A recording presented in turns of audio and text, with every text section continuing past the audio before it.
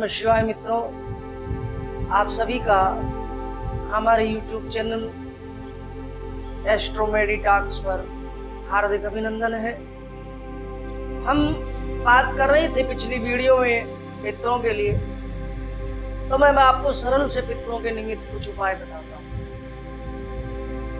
हमारे पितर कितने भी बिगड़े हुए हों, कितनी भी स्थिति खराब हो, कितनी भी चीजें हमारी खराब हो, पितर हमें कभी इतना परेशान नहीं करते कि जिसकी भरपाई हमारी न हो सके। हाँ, वो अपने होने का एहसास जरूर कराते। जैसे हमारे घर में बच्चे हैं, हम बच्चों को समय समय पर डांटते हैं उनकी गलतियों पर, और जब बहुत ज्यादा गलती करते हैं तो उनको एक आध थप्पड़ भी मार देते हैं। तो पितरों का भी सिर्फ वैसे ही, वो हमें थोड़ा सा डांटते हैं और उसके बाद हमें वो दुलार भी बहुत करते हैं, क्योंकि वो हमारे अपने। तो वैसे ही पितरों को जब लगे कि हमारे पितर, हमारे जो सिस्टम है घर का, परिवार का या अन्य किसी चीज का बिगड़ गया है, और पितर दोष का सीधा सा अर्थ यही होता है, हमारे पूर्वज कहते थे और हमारे शास्त्र भी कहते हैं कि जहाँ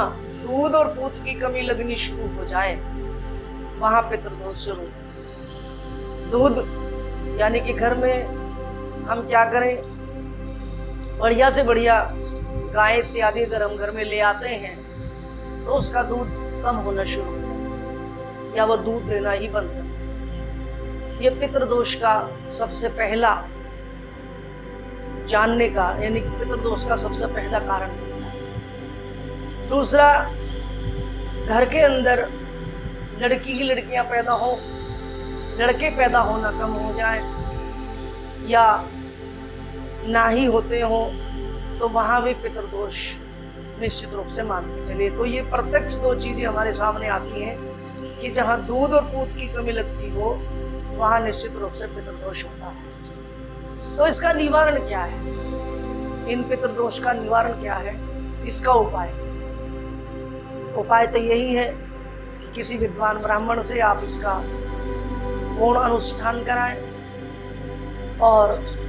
उसको आप जो है अनुष्ठान कराएं, तो निश्चित रूप से आपका ये दोष खत्म हो जाता है। लेकिन इसके लिए भी कुछ और चीजें हैं, मैं आपको छोटी छोटी चीजें बता रहा हूँ जिनको करने से भी आपका पितृदोष समाप्त हो जाता है और आपको कुछ समय के लिए उसमें राहत मिलता है। ये पूर्ण राहत तो नहीं देता, लेकिन कुछ समय के लिए राहत जरूर दे देता है। मेरे पास बहुत सारे ऐसे लोग आते हैं, एक मेरे ही गांव के मेरे ही साथी थे, मेरे साथ पढ़े हुए, तो उनके माता पिता किसी और पद को मानते थे और उन्हीं के अनुसार वो चलते थे। तो उन्होंने क्या किया, अपने घर में पितरों को पूजना, उनका श्राद्ध करना इत्यादि करना बंद कर दिया। तो कुछ दिन तक तो ठीक चलता रहा, और वो जो मेरे साथ लड़का पढ़ता था उसकी शादी हुई, और शादी होने के बाद बहुत समय तक कोई संतान ही पैदा नहीं हुई। 4-5 साल तक डॉक्टर के धक्के खाते रहे। डॉक्टर ने जो जो चीजें की, जो जो टेस्ट और इत्यादि जो उसने बताया वो सब उन्होंने किया, लेकिन आखिर में डॉक्टर ने भी हाथ खड़े कर दिए कि भैया सब कुछ नॉर्मल है, हम क्या करें। बेचारे बहुत परेशान हो गए और हमारे घर पर उठे, फिर मेरे से मिलने आए, कहने लगे भाई ये तुम्हारा साथी है, तुम इसके लिए भी कुछ करो।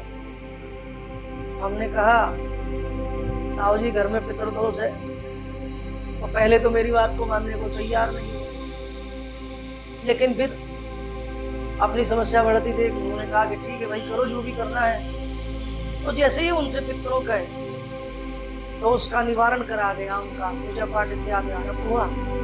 आज उनकी जिंदगी में हंसते खेलते हुए 2 भाई हैं, दोनों भाइयों को 2 बच्चे हैं और सब कुछ अच्छा चल रहा है, सब कुछ बढ़िया चल रहा है।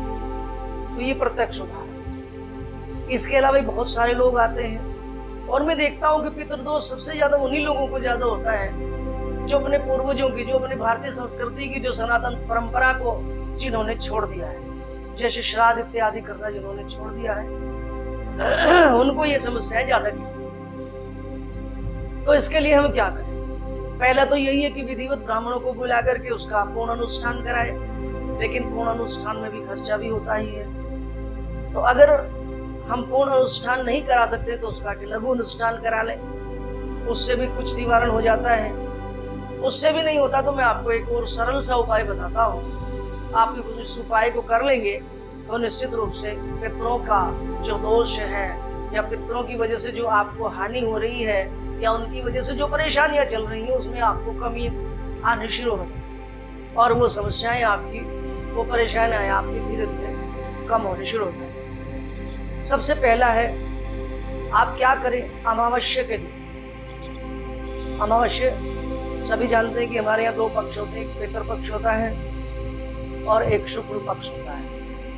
तो पितरों की पूजा जब भी होती है वो सब कृष्ण पक्ष में ही होती है, उसे हम पितृपक्ष भी कहते हैं। तो जो कृष्ण पक्ष है उसमें अमावस्या पड़ती है। अमावस्या के दिन क्या करें, आप एक सफेद कपड़ा ले लें और उसको 1.25 मीटर सफेद कपड़ा लें। उस कपड़े के 4 कोने होते हैं, एक कोने में आप क्या करें, 1.25 मुट्ठी चावल, एक मुट्ठी चावल थोड़े से उसमें और डाल दें तो 1.25 मुट्ठी हो गई। एक कोने में 1.25 मुट्ठी चावल बांध लें और जो दूसरा कोना है, दूसरे कोने में 1.25 मुट्ठी साबुत धनिया, बाजार में दिखता है, आप मसालों में प्रयोग करते हैं, रसोई में भी होता है। दूसरे कोने में साबुत धनिया बांध लें और एक तीसरा कोना है उसका, उसमें आप क्या करें, हल्दी जो होती है सभी जानते हैं, साबुत हल्दी, साबुत हल्दी की 7 गांठ उसमें बांध दें। और जो चौथा कोना बचता है उस कोने में आप थोड़ा दूबड़ा, दूब घास जिसको हम कहते हैं, और उसमें 11 रुपए, पहले तो 1.25 रुपया चलता था, अब 1.25 की तो कोई वैल्यू नहीं रही, आप उसमें 11 रुपए आप उसमें रख दीजिए। और ये सब बांध करके अमावस्या के दिन आप नहा धो करके ये कार्य करें और अपने पितरों के निमित्त दिया जलाएं, धूप करें और जो भोग प्रसाद उनको देते हैं वो सब करें। और ये कपड़ा वहीं रखें। घर के जितने भी सदस्य हैं सभी बैठ करके पितरों के निमित्त वहां पर पूजा करें और पूजा करने के बाद आप इस कपड़े को ले जाकर के जहां बहता हुआ जल हो, बहता हुआ पानी हो, शुद्ध पानी हो, कोई नाला इत्यादि ना हो, गंदा नाला ना हो, शुद्ध पानी में किसी नहर में या गंगा जी इत्यादि में आप इसको प्रवाह करें। प्रवाह का जो टाइम है वो 12 बजे से पहले ही होना चाहिए, दिन के 12 बजे से पहले। और कैसे करना है कि जैसे दक्षिण को पानी बहता है, अधिकतर नदियां हमारी दक्षिण में ही बहती हैं, तो दक्षिण को मुंह कर लें, क्योंकि पितरों का जो निवास होता है वो दक्षिण दिशा में ही होता है। तो दक्षिण को मुंह करके आप इस कपड़े को हाथ में लें, अपने पितरों का स्मरण करें, अपने पितरों का स्मरण करते हुए प्रार्थना करें। फिर कोई भी मंत्र जो आपको आता हो, गायत्री मंत्र आता हो बहुत अच्छा, ओम नमः शिवाय आता हो वो भी बहुत अच्छा, या अन्य कोई भी मंत्र जो भी आप कर सकते हैं। आपको कुछ नहीं आता तो ओम तो आप बोल ही सकते हैं, तो आप 11 बार या 21 बार ओम का जाप करें या किसी मंत्र का जाप करें और उस कपड़े को श्रद्धा और भक्ति के साथ बहते हुए जल में छोड़ दें। और वो कपड़ा जब तक आपको दिखता रहे वही खड़े रहें, उसको देखते रहें और अपने पितरों से, भगवान से प्रार्थना करें कि मेरे जो कष्ट हैं, मेरे जो संकट हैं, जो मेरी दुविधाएं हैं, वो सब ऐसे ही बह जाएं जैसे ये कपड़ा बहता चला जाए। तो जब आप इसको करके आ जाएंगे तो निश्चित रूप से आप देखेंगे कि अगली अमावस्या आने तक आपको चमत्कारिक लाभ प्राप्त होगा और वो जो आपके कष्ट चल रहे थे, जो आपकी समस्याएं चल रही थी, उस समस्या में आपको तत्कालिक लाभ से मिलना शुरू हो जाए। तो ये एक आप निवारण कर सकते हैं जो पितरों के लिए बहुत अच्छा है और मैंने ये हजारों लोगों से ये कराया होगा और सबको इसका लाभ। तो ये बहुत अच्छा उपाय है, आप ये कर दीजिएगा। दूसरा एक और उपाय मैं आपको बताऊं। वो उपाय क्या है, आप अमावस्या के दिन ही इसको भी करना है कि एक नई मिट्टी का बर्तन ले लीजिएगा ढक्कन से, और एक कपड़ा ले लें 1.25 मीटर। उस कपड़े में जितने भी घर के सदस्य हैं उन सबसे एक एक मुट्ठी चावल उस कपड़े के में रखवा दें। इसके बाद सबसे फिर 1-1 रुपया इकट्ठा कर रहे वो भी उसी में रखवा दें। और फिर 7 हल्दी की गांठ सबका हाथ लगवा करके वो भी उसी में रख दें। और थोड़ा दुबड़ा भी उसी में रख दें। और कुछ पैसे जो भी बन पड़ते हैं उसमें हम चांदी का सिक्का भी रख सकते हैं, या तो 11 रुपए, 21 रुपए, 51 रुपए, जो भी आप उसमें उसमें रख दीजिए। और फिर उसकी पोटली बना लीजिए। पोटली बनाने के बाद एक नया मिट्टी का बर्तन ले लें, उस मिट्टी के बर्तन में उसको रख दें और ढक्कन लगा लें। मिट्टी के बर्तन में ढक्कन। अब उसको रखने के बाद आप पितरों से प्रार्थना करें कि हे मेरे पितर, हे मेरे पूर्वज, जहाँ कहीं भी हो आप हो, ये मैंने आपके लिए उठा के रख दिया है। मेरे घर में शांति दो, या आपके घर में जो भी समस्या चल रही हो, या जिसके निमित्त भी आप ये सब करना चाहते हो, तो उनसे प्रार्थना करो कि उसको ठीक कर दो, उसको आप सही कर दो। तो मैं निश्चित रूप से आपका ये जो मैंने सामान उठा के रखा है, मैं इसको विधिवत पूजा पाठ करने के बाद मैं आपका जो ये सब करा दूँ। तो इसको हम कहते हैं उठा करके रखना। कुछ सामान उठा करके रखना पितरों के निमित्त। आपने देखा होगा जैसे कोई हम काम कराते हैं, जैसे माता शाकुंतरी का है या माता भगवती का है या अन्य किसी और का भी है, तो हम क्या करते हैं, जब कोई समस्या आती है, अन्य कुछ भी होता है, या हम कोई नया कार्य करते हैं, तो हम क्या करते हैं, कुछ पैसे उनके नाम के उठा के रखते हैं। और जब हमारा वो काम हो जाता है तो हम फिर वहाँ मंदिर जाते हैं, मत्था टेकते हैं, वो सब पैसे वहाँ चढ़ा देते हैं और उनका जो भी हमने बोला था पूजा पाठ कराने के लिए वो हम करा देते हैं और हमें उसका लाभ मिलता है। वैसे ये पितरों के निमित्त है। तो पितर कितने भी खराब हो रखे हो,